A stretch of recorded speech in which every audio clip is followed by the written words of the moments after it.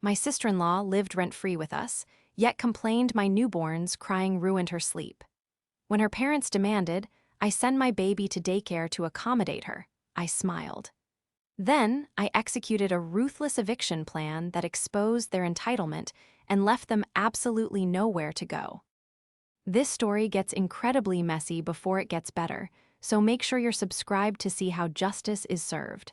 I'm curious, has anyone else dealt with entitled house guests like this? Let me know in the comments. The exhaustion of the fourth trimester is a physical weight, something heavy and wet that clings to your bones and refuses to let go. It wasn't just being tired. It was a bone-deep depletion that made the air feel thick and the lights feel too bright. My daughter, barely 8 weeks old, was currently in a cluster-feeding phase that felt less like nourishment and more like a marathon of endurance. I hadn't slept for more than 90 minutes at a stretch in 3 days. My hair was thrown up in a messy bun that hadn't been retied in 24 hours, and my shirt had a suspicious stain on the shoulder that I didn't have the energy to investigate. I was sitting on the edge of the living room sofa, staring blankly at the wall, rocking my daughter Lily, who had finally, mercifully, drifted into a shallow sleep. The house was quiet, a rare commodity. The silence felt fragile, like thin glass that could shatter if I breathed too loudly. I was sipping a cup of lukewarm tea, trying to summon the energy to stand up and walk to the kitchen, when my phone buzzed on the coffee table. The noise was like a gunshot in the sanctuary of the living room. I flinched, my heart hammering against my ribs, and quickly placed a hand over Lily's ear to dampen the sound.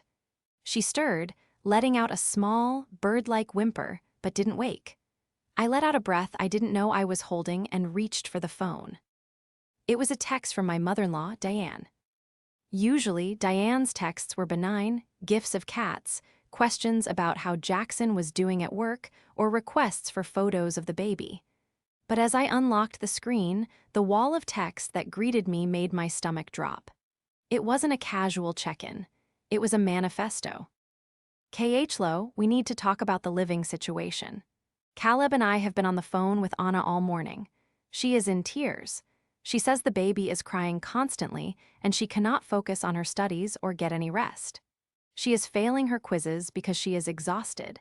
We think it is best if you put the baby in daycare during the day so Anna can get the sleep she needs. We can't have her failing out of college because your house is too loud. Please look into centers this week. I read the message once, then I read it again. The words swam before my blurry, sleep-deprived eyes. I felt a physical sensation of cold wash over me, starting at my scalp and rushing down to my toes. It was a visceral reaction, a mix of shock and nausea. I looked down at my daughter, her tiny eyelashes resting against her pale cheeks. She was 8 weeks old. She was an infant who relied on me for everything, whose only way of communicating pain, hunger, or fear was to cry. And Diane, my mother-in-law, a woman who had raised 3 children herself, was suggesting that I remove my newborn from her home, from her mother, and pay a stranger to watch her, not because I had to work, but because her 19-year-old daughter needed to sleep in. The audacity was so immense it felt suffocating. I looked around my living room, the house I had bought before I even met Jackson, the mortgage I paid every month. I thought about Anna, sleeping soundly in the guest room upstairs at 1:00 p.m. on a Tuesday, while I tiptoed around my own home. My hands started to shake, not from fear, but from a sudden, white-hot rage that burned through the exhaustion fog. I felt tears prick the corners of my eyes, but they weren't tears of sadness. They were tears of pure, unadulterated fury. I had opened my home to family, and in return, they were trying to evict my baby. I gripped the phone tight enough to turn my knuckles white. The betrayal was worse than the exhaustion. It was a poison that clarified everything in a single heartbeat. For a long time, I just sat there, frozen in the dim light of the living room. The text message remained open on my screen, glowing like a toxic ember. The silence of the house, which I had cherished just moments ago, now felt oppressive. It was the silence of a house held hostage. I could hear the faint hum of the refrigerator in the kitchen and the rhythmic ticking of the clock on the wall. But what I was listening for what I suddenly became hyper-aware of was the silence from upstairs. Specifically, from the guest suite at the end of the hall. Anna was up there. I knew she was there because her car was in the driveway, blocking me in, as it usually was. I knew she was there because I had heard her stomping around at 3:00 a.m. Aching a smoothie in the kitchen while I was trying to nurse Lily back to sleep in the nursery. She had dropped the blender lid, a clatter that sounded like cymbals crashing in the dead of night, and I had winced, praying Lily wouldn't startle. Now it was early afternoon, and Anna was likely sound asleep. Resting, catching up on the precious sleep my infant daughter was apparently stealing from her. I stood up slowly, cradling Lily against my chest, and walked into the kitchen. My movements felt mechanical, robotic. I needed to process this. I needed to understand the architecture of this attack before I responded. This wasn't just a rude suggestion, it was a coordinated strike. Anna hadn't come to me. She hadn't knocked on my door and said, "Hey KHLO, I'm struggling with the noise, can we buy a white noise machine?" Or, "Is there a quiet time we can agree on?" No, she had gone straight to management. She had called her parents, cried to them, painted herself as the victim of a colicky baby, and weaponized their parental protective instincts against me. I heard the garage door rumble open. Jackson was home early. Usually, the sound of his arrival was the best part of my day. It meant reinforcements. It meant I could hand Lily over for 20 minutes and take a hot shower. But today, the sound of the garage door made my stomach twist. Did he know? Was he part of this conversation? Jackson walked in through the mudroom, looking tired but smiling. He dropped his keys in the bowl and loosened his tie. "Hey," he whispered, seeing Lily asleep in my arms. "How was the day? Did you survive?" He came over to kiss my forehead, but I pulled back slightly. The motion was involuntary, a flinch born of suspicion. He paused, his smile fading. "KHLO, what's wrong?" I didn't trust my voice to remain steady, so I simply held out my phone. "Read this." Jackson took the phone, his brow furrowing. I watched his eyes scan the text.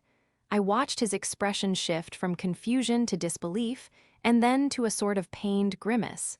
He let out a long sigh and rubbed the back of his neck, a nervous tic he had when he was avoiding conflict. "Mom is being dramatic," he said, handing the phone back to me. "You know how she gets. Anna probably just complained a little and Mom went into protective overdrive." "Protective overdrive?" I whispered, my voice trembling. "Jackson, she just suggested we put our 2-month-old daughter in daycare so your sister can sleep. In my house. The house where she pays 0 rent. The house where I do her laundry and cook her dinner." Jackson winced. I know, it's ridiculous. I'll talk to them. I'll tell them it's not happening." "It's not just not happening," I hissed, trying to keep my voice down so I didn't wake the baby. "It's insulting. It's a violation. Anna is upstairs right now, probably sleeping until noon while I'm walking on eggshells. And she has the gall to call your parents and say we are the problem." Jackson reached for my arm, trying to soothe me. "KHLO, she's 19, she's a kid. She doesn't understand what having a baby is like. She's stressed about school. Look, I'll tell Mom to back off. We just need to keep the peace until the semester ends. It's only a few more months." "Keep the peace." That phrase hung in the air between us. It was the mantra of his family. Keep the peace meant let Diane steamroll you. Keep the peace meant let Anna do whatever she wanted because she was the baby of the family. Keep the peace meant I had to absorb the disrespect so Jackson didn't have to have an uncomfortable conversation. I looked at my husband, a good man who was currently failing to see the precipice we were standing on. He thought this was just a misunderstanding, a minor family squabble that could be smoothed over with a polite phone call. He didn't see that a line had been crossed that could never be uncrossed. "I'm going to take a nap," I said coldly, turning away from him, since apparently I'm the only one in this house who isn't allowed to sleep. As I walked up the stairs, leaving Jackson standing in the kitchen, I felt a shift inside me. The sadness was evaporating, replaced by a cold, hard resolve. They thought I was trapped.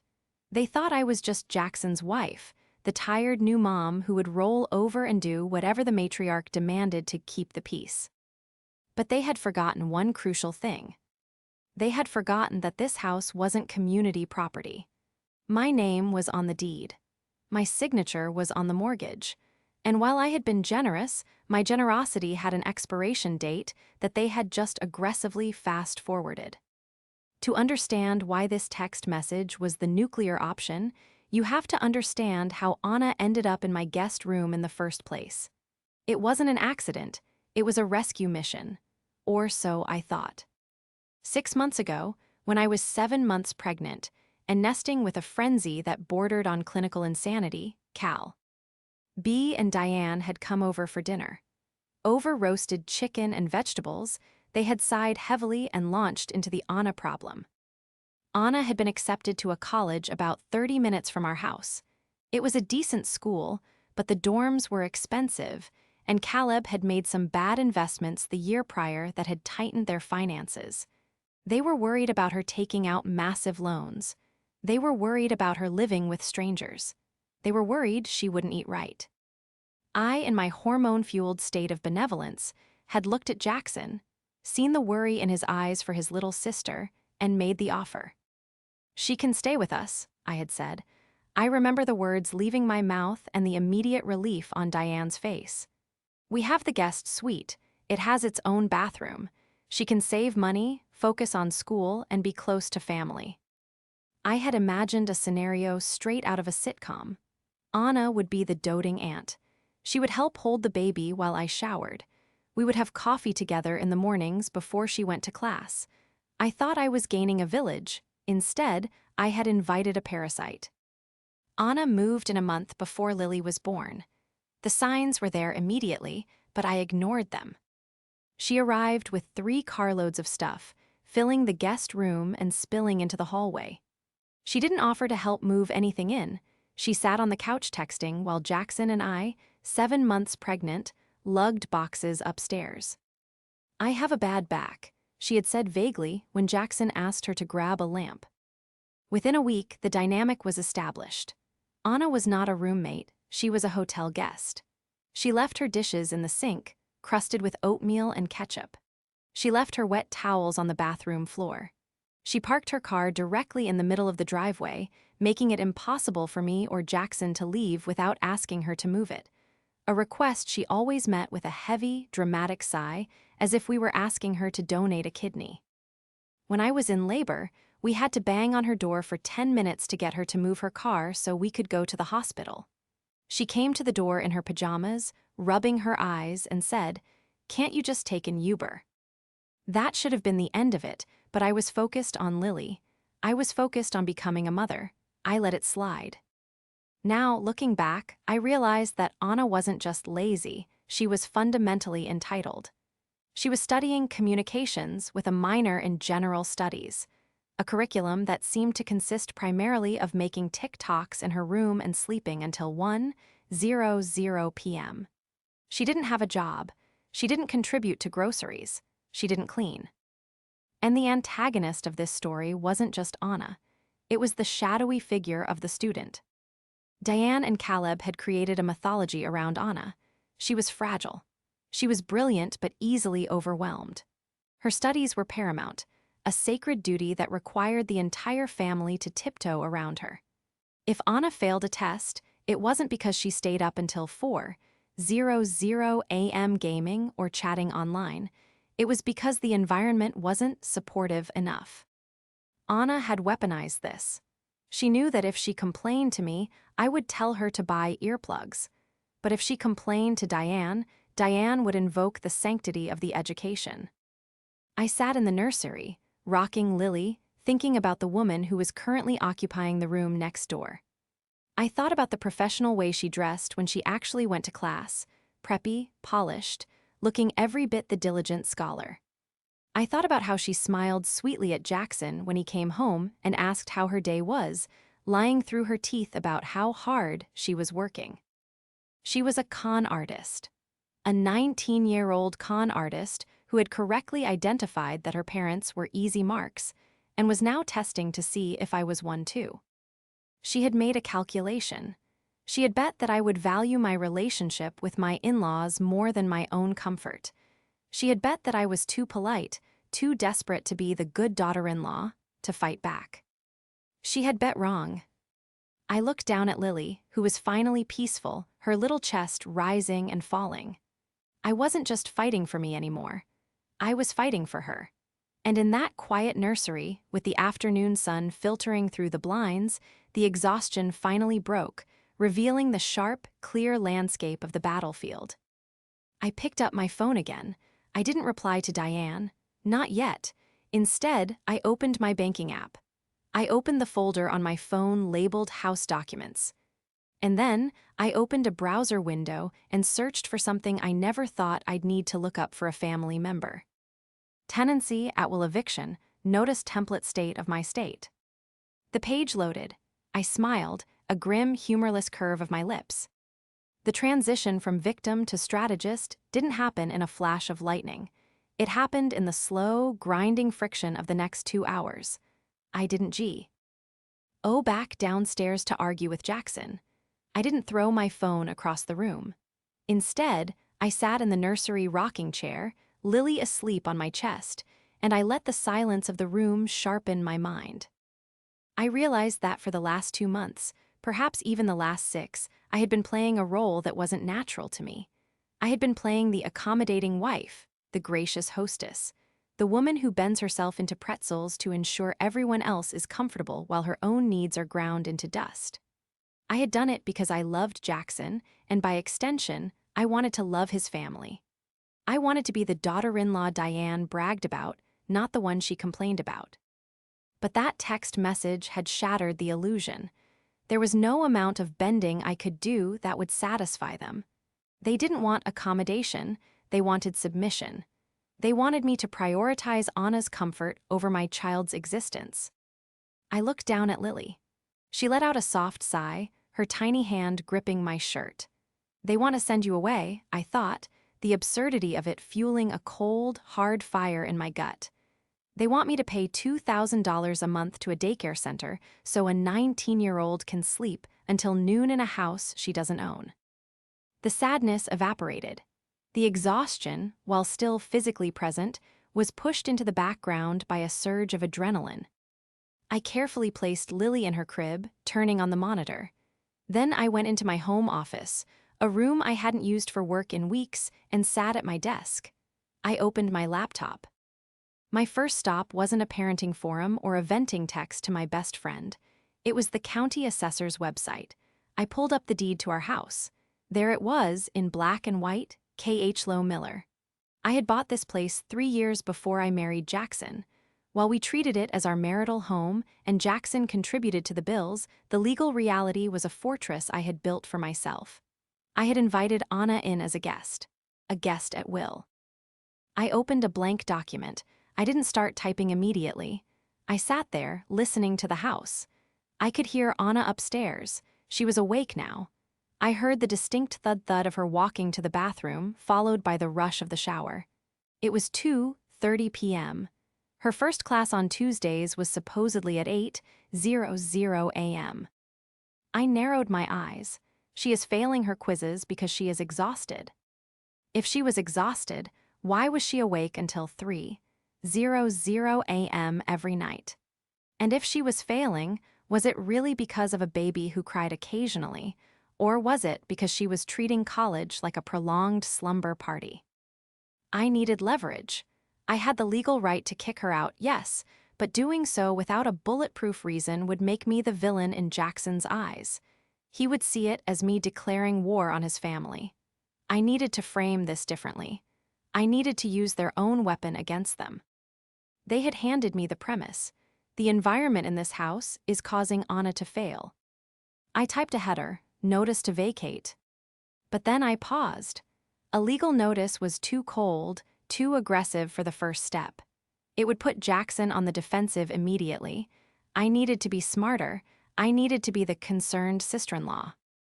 I closed the document and opened a spreadsheet instead. I began to log data. I went back through my mental calendar of the last month. Monday, Anna slept until 11 a.m., missed bio lab, claimed the professor canceled it. Tuesday, Anna home all day, claimed study day, spent 4 hours on FaceTime with boyfriend. Wednesday, left at 4 p.m. for a night class, returned at 2 a.m. smelling like cheap beer. The pattern was obvious to me, but I had never written it down. I had never presented it to Jackson because I didn't want to be the nag. But now I was building a case file. I stood up and walked to the window. I needed to verify something. I remembered Diane mentioning that they paid Anna's tuition directly to the school because Anna is still learning to budget. That meant Anna didn't see the bills, but it also meant someone was receiving the grade reports. I knew Anna used our printer. It was in the hallway, connected to the home network. She often printed essays and syllabi. I walked out into the hallway. The printer sat on a small console table.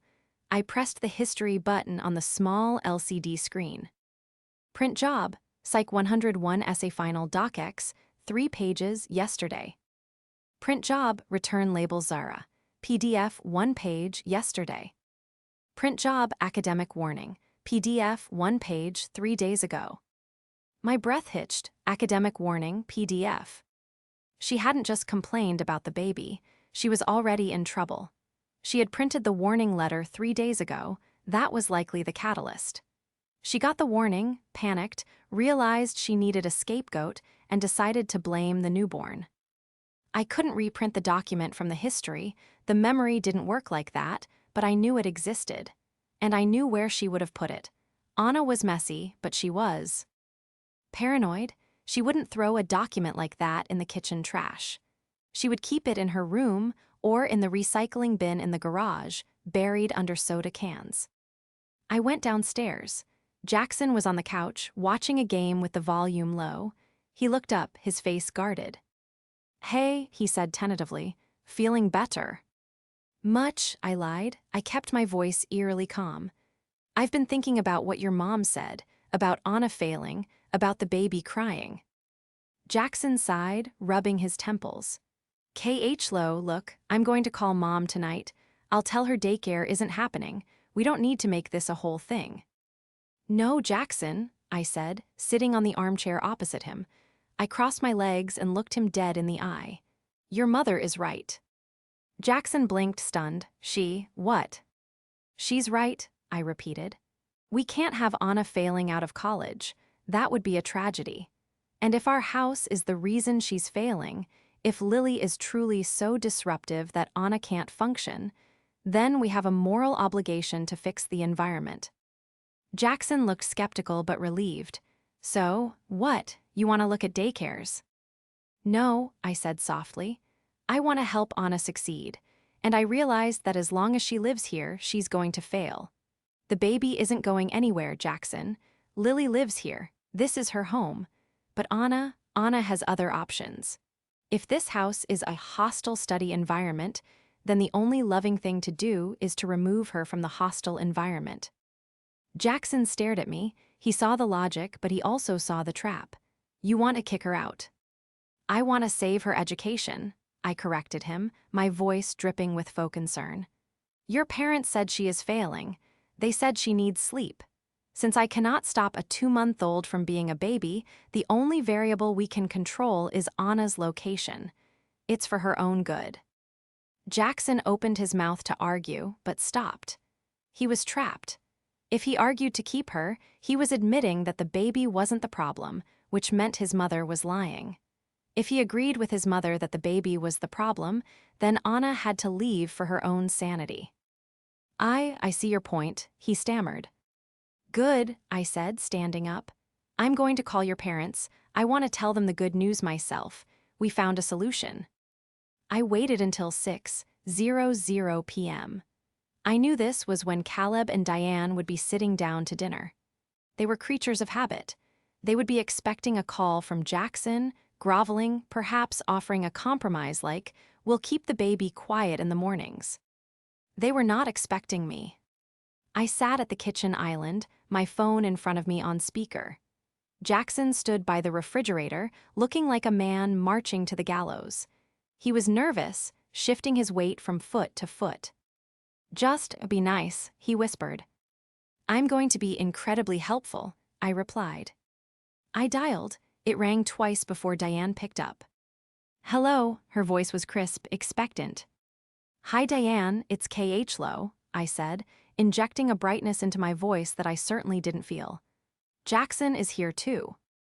Oh, she said, her tone cooling instantly. Hello, KH Low, I assume you received my text. I did, I said, and I have to say thank you. Thank you for being so honest with us. Silence on the other end. She had expected resistance. She had expected me to be defensive. My agreement threw her off balance. Well, she hesitated. We just want what's best for Anna. She called us in tears, KH Low. It breaks a mother's heart. She says the crying is relentless. I know, I sighed, looking over at Jackson, who was chewing his lip. It's terrible that she's suffering. And you mentioned she's failing her quizzes? That is unacceptable. We can't let her jeopardize her future just because our household is in a chaotic stage. Exactly, Diane said, her voice regaining its confident stride. I'm glad you see reason. Caleb and I looked up a few daycare centers near you. There's one called Little Angels that has an opening. That won't be necessary, I cut in, my voice smooth as silk. Oh, you found one yourself. No, Diane, I said. I thought about your logic. You said the environment here is not conducive to Anna's success. You are absolutely right. A house with a newborn is no place for a serious student who needs absolute silence. So, Jackson and I have decided to help Anna by releasing her from this environment. Releasing her? Diane asked, the confusion evident. What do you mean? We're asking her to move out, I said. Effective immediately. Well, we'll give her 30 days, legally speaking, but for her academic sake, she should probably go this weekend. She needs a quiet dorm or an apartment where she can control the noise levels. We care too much about her grades to let her stay in a house that is causing her to fail. The silence that followed was heavy, thick with shock. I could hear Caleb muttering something in the background.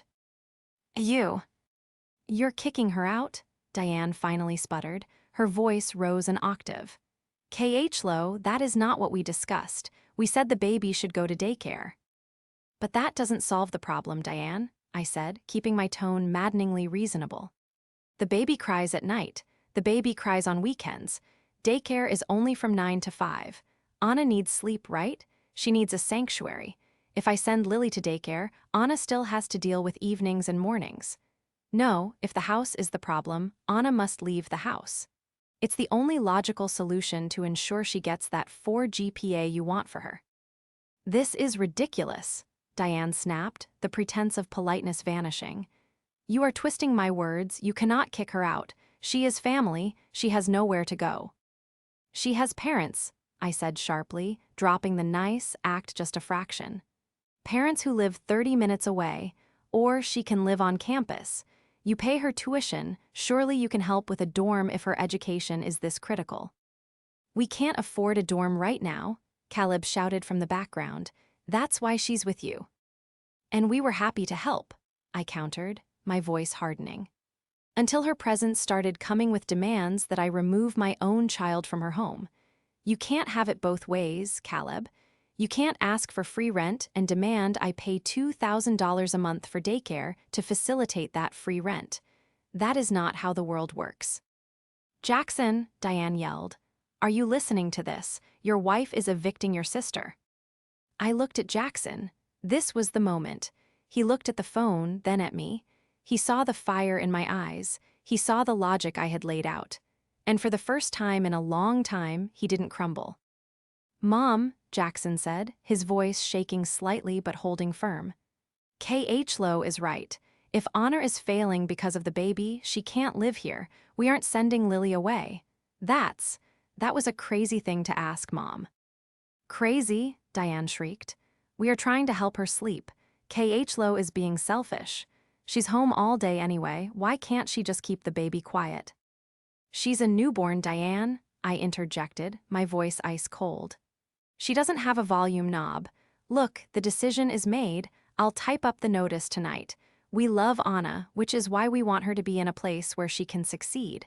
This house isn't it. If you do this, Diane threatened, her voice dropping to a low hiss, if you throw her out on the street, don't expect us to come to Lily's christening. Don't expect us for Christmas. If you think I'm going to let you blackmail me into choosing between my daughter and your entitled daughter, I said, then maybe it's best if you don't come. I ended the call. My heart was pounding so hard I could feel it in my throat. The room was silent. Jackson was staring at the phone, his face pale. They're going to go nuclear, he whispered. Let them, I said, standing up. They just threatened to abandon their grandchild because we won't prioritize their adult daughter's nap schedule. They showed us who they are, Jackson. Believe them. But the war wasn't over. It was just beginning. Because while I had won the argument with the parents, I still had to deal with the girl upstairs. And I knew, with a sinking feeling, that Anna wasn't going to go quietly.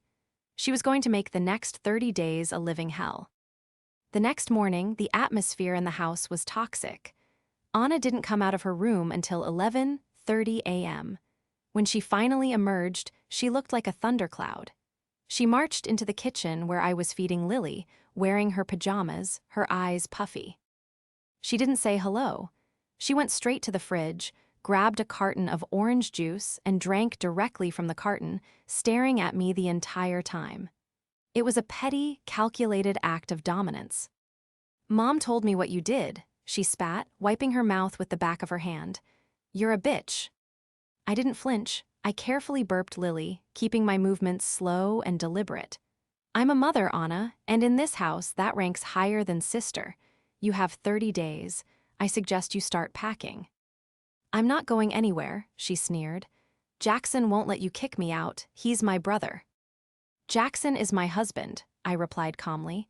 And he agrees. You're failing your classes, Anna. We're doing this for you. I'm not failing, she shouted, the lie coming out too quickly, too defensively. I got a few bad grades on quizzes because she won't shut up. She pointed a finger at Lily. Don't point at her, I warned, my voice dropping. And if you're not failing, then there shouldn't be a problem finding another place, right? Since you're such a stellar student. She stormed out, slamming the kitchen door so hard the frame rattled. Lily startled and began to cry. I shushed her, feeling my blood pressure spike. The next 3 days were a siege. Anna turned the volume on her TV up to the maximum level allowed. She and Vi. Ted friends over at 10 p.m. on a Tuesday, loud, giggling girls who stomped up the stairs and slammed doors.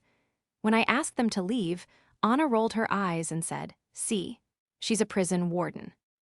Jackson was fraying at the edges. His parents were texting him nonstop, guilt trips, threats, biblical verses about family loyalty. He was sleeping on the couch because he couldn't deal with the tension in the bedroom. I felt him slipping. He was close to breaking, close to asking me to just let her stay to stop the insanity. I needed the kill shot. I needed proof that this wasn't about the baby. I needed to prove she was a liar so irrefutable that even Jackson couldn't look away. It happened on Thursday, garbage day. I was taking out the recycling bin from the garage. Anna had filled it with pizza boxes and soda cans, ignoring the rule to break down the boxes. As I was crushing a particularly greasy box from Pizza Palace, something fell out from between the cardboard flaps. It wasn't a pizza coupon, it was an envelope. It was crumpled, stained with grease, and had been ripped open hastily. The return address was the university office of the registrar. I picked it up, my heart hammering. I knew I shouldn't read her mail, technically, but it was in the trash, it was discarded, it was fair game. I pulled out the letter. It was dated 3 weeks ago. Dear Ms. Miller, this letter is to inform you that due to your continued failure to meet the minimum GPA requirements of 2, you are being placed on academic probation level 2. Our records indicate that you have failed to attend 60% of your scheduled classes for the fall semester. I scanned the dates. The fall semester, that was before Lily was born. I kept reading. Furthermore, your status as a full-time student is in jeopardy. If you do not meet the requirements by the end of this current term, you will be academically dismissed. I felt a vindictive thrill shoot through me. This was it. She wasn't failing because Lily was crying. She had been failing for months. She had been skipping classes long before she moved into my house. The baby is too loud narrative was a complete fabrication, a smokescreen she had invented to cover her own laziness. She knew her parents would blame me rather than her. She had used my daughter as a shield for her own incompetence. I smoothed out the greasy letter. I walked back into the house. Jackson was in the kitchen, staring at his phone, looking miserable. He looked up as I entered. "K.H. Lowe," he started, his voice pleading. "Mom just called again. She's crying. She says we're destroying the family. Can't we give Anna one more semester? Maybe we get a sound machine? I can't take this anymore." I didn't say a word. I simply walked over to the counter and slapped the grease-stained letter down in front of him. "Read it," I commanded. "What is this?" "Read the dates." Jackson picked up the letter. I watched his eyes scan the text. I saw the moment the realization hit him. His jaw tightened. His eyes widened. He reread the line about failure to attend 60% of classes. She wasn't even going," he whispered. "This was from before Lily was born." "She lied, Jackson," I said, my voice trembling with suppressed rage. "She lied to you. She lied to your parents. And she tried to get us to send our daughter away to cover up the fact that she's been cutting class to party for 6 months. She blamed an infant for her own failure." Jackson looked up at me. The weakness was gone from his face. The conflict was gone. In its place was the same fury I had felt 3 days ago. He crumbled the letter in his fist. "Where is she?" he asked. His voice was dangerously quiet. "Upstairs," I said, "sleeping." Jackson didn't walk to the stairs, he marched. "Jackson, wait," I said, grabbing his arm. "Don't just yell at her. We end this today, but we do it publicly. We do it so Diane and Caleb can't spin it." "How?" he asked. "Sunday dinner," I said. "Your parents are coming over to mediate the situation, right? They think they're coming to bully us into submission." I took the crumpled letter from his hand and smoothed it out on the counter. "Let's welcome them," I smiled, a shark-like baring of teeth. "I think it's time for a show and tell." The air in the dining room was so thick with tension it felt like walking through water. I had spent the morning preparing a pot roast, not because I wanted to feed them, but because I wanted the setting to be perfect. I wanted the illusion of a traditional family Sunday, the smell of rosemary and roasting meat, the polished silverware, the neatly folded napkins, to stand in stark contrast to the brutality of what was about to happen. Diane and Caleb arrived at 5:00 p.m. sharp. They walked in with the swagger of generals arriving to accept a surrender. Diane didn't even look at me. She breezed past me in the foyer, heading straight for the living room where Anna was lounging on the sofa, scrolling on her phone. "Oh, my poor baby," Diane cooed, rushing over to hug Anna as if she were a refugee returning from a war zone rather than a teenager who had just eaten a bowl of my cereal. "You look so tired. Are those bags under your eyes?" Anna, sensing her audience, immediately slumped her shoulders and put on a tragic expression. "I barely slept, Mom. Lily was screaming at like 6 a.m. I stood in the doorway, watching this performance. Lily had slept until 7:30 a.m. today. I said nothing. I just smoothed my apron and caught Jackson's eye. He was standing by the stairs, his face like stone. He gave me a barely perceptible nod. "Hold the line." We moved to the dining room. The clinking of forks against china was the only sound for the first 10 minutes. I focused on cutting my meat, dissecting it with surgical precision. I waited. I knew Diane couldn't help herself. She had come here to lecture, and the silence was starving her. Finally, she put her fork down. "So," she began, her voice dripping with that sickeningly sweet condescension she had mastered over 30 years. "Have you two come to your senses about this eviction nonsense?" I took a sip of water, allowing the silence to stretch. "We're still discussing the logistics, Diane." There is nothing to discuss, Caleb grunted, pointing his knife at me. You don't kick family out, especially not a girl trying to better herself. We are all making sacrifices here. We are paying for her tuition. The least you can do is provide a roof. We did provide a roof, Jackson said quietly, not looking up from his plate. For 6 months. And now that it gets a little difficult with the baby, you want to throw her away? Diane interrupted, her eyes flashing. Lo, I expected this selfishness from. Well, I expected you to be overwhelmed. But Jackson, I raised you better. You don't prioritize your comfort over your sister's future. Her future is at stake, Anna chimed in, her voice small and pathetic. I have midterms coming up. If I have to move now, I'll fail everything. Do you want me to fail? I looked at Anna. She was wearing a cashmere sweater Diane had bought her, her hair perfectly styled. She looked the picture of innocence. We certainly don't want you to fail, I said softly. That's actually why we're so concerned. Diane mentioned you were failing quizzes because of the noise. Yes, Diane slammed her hand on the table, making the water glasses jump. She is failing because she cannot concentrate, because there is a screaming infant in the house, and instead of fixing the noise, by putting the child in professional care, you are punishing the victim. So, just to be clear, I said, leaning forward, locking eyes with my mother-in-law. You believe the only reason Anna is struggling academically is because of Lily. That is the sole cause. It is the only cause, Diane declared. Anna has always been a straight-A student. She is brilliant. This environment is destroying her potential. I see, I said. I reached under the table, where I had taped the grease-stained envelope. I pulled it loose. The sound of the tape peeling was loud in the quiet room. I placed the crumpled, stained envelope in the center of the table, right next to the gravy boat. Then can you explain this? I asked. Anna froze. Her eyes darted to the envelope, and I saw the color drain from her face instantly. She recognized it. She recognized the Pizza Palace grease stain. What is that? Caleb asked, squinting. That, I said, is a letter from the university registrar. I found it in the recycling bin. Jackson, would you like to do the honors? Jackson reached out. Anna lunged forward. No, that's my private mail. You can't. Sit down, Anna, Jackson barked. His voice was so loud, so commanding, that Caleb actually jumped. Anna shrank back into her chair. Jackson opened the letter. He didn't read it silently.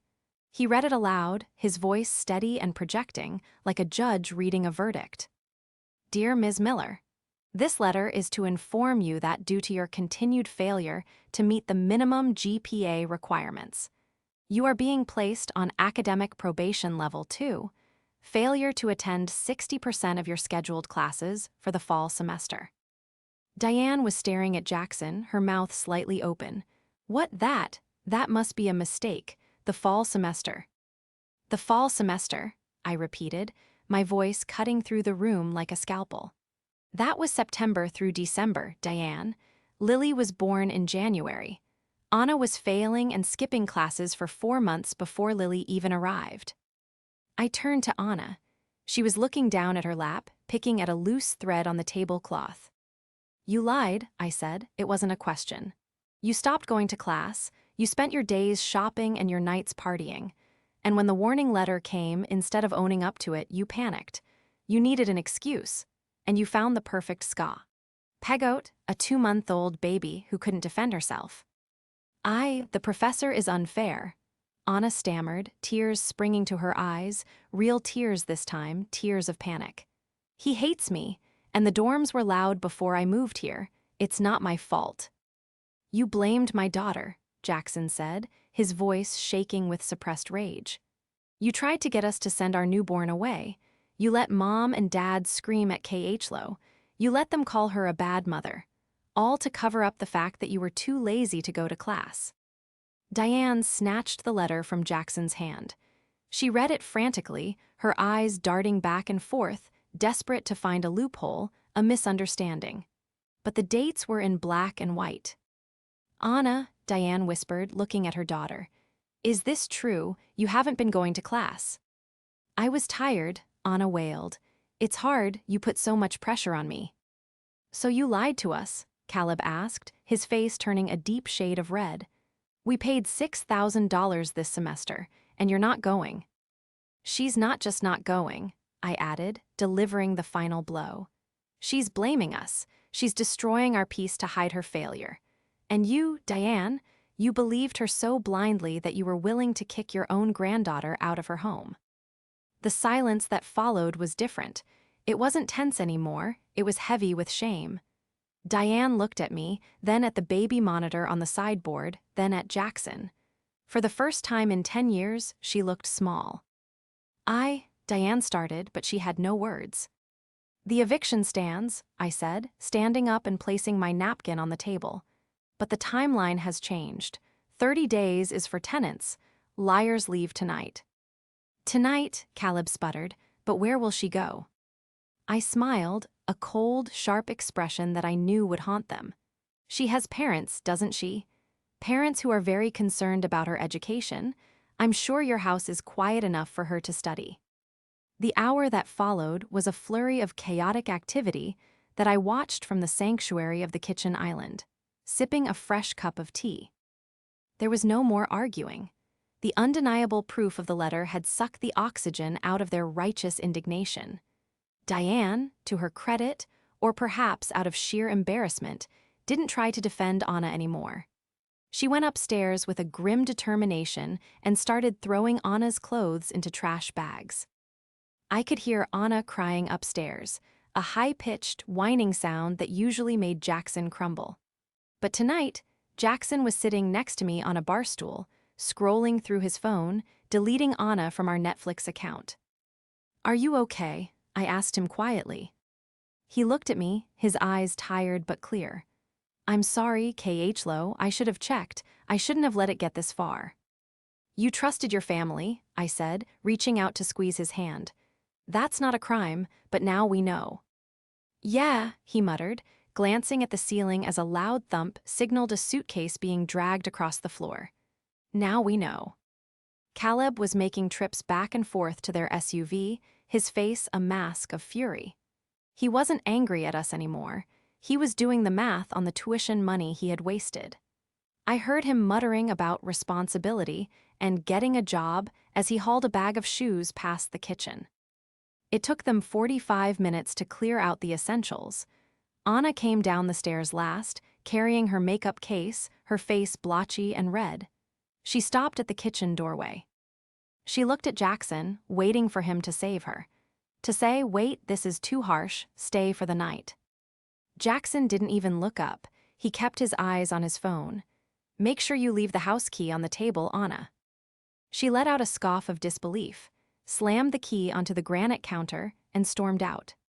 We will talk later," Diane said stiffly, pausing at the door. She looked like she wanted to apologize, but her pride was a physical barrier she couldn't cross. She couldn't bring herself to say I was wrong. Instead, she just nodded once and followed her daughter out into the night. When the front door closed, the sound echoed through the house. Then, silence. But this time, it wasn't the fragile, terrified silence of a house held hostage. It was the deep, resonant silence of peace. I walked over to the door and locked the deadbolt. The click of the metal sliding into place felt like the closing of a heavy book. I went back to the living room and sat on the sofa, my sofa. There were no textbooks scattered on the floor. There was no smoothie cup sweating on the coaster. Jackson came in and sat down next to me. He put his arm around my shoulders and pulled me close. "It's quiet," he whispered. "It's perfect," I replied. From the baby monitor, a small sound emerged, a soft coo, followed by the rustle of sheets. Lily was waking up for her evening feed. Usually, this sound would trigger a spike of anxiety. Is she going to wake Anna? Is Diane going to text me? But tonight, the sound was just my daughter. I stood up, feeling lighter than I had in months. "I'll go get her," I said. "No," Jackson said, standing up. "I'll get her. You sit. You relax. Watch a show on the TV at full volume if you want." I smiled as he walked up the stairs. In the end, Anna didn't learn much. We heard later that she dropped out of college entirely and was working part-time at a boutique, living in Diane's basement. The perfect study environment at her parents' house apparently wasn't enough to cure a lack of ambition. Diane and Caleb were distant for a while, nursing their wounded pride. But slowly, inevitably, they came crawling back. They wanted to see Lily. We allowed it, but the dynamic had shifted permanently. They were guests now. They called before they came over. They didn't offer advice. They knew that I had the capacity to bite back, and that terrified them into respect. I sat back on the couch, listening to my husband cooing to our daughter upstairs. I closed my eyes and breathed in the air of my own home. It smelled like lavender and victory.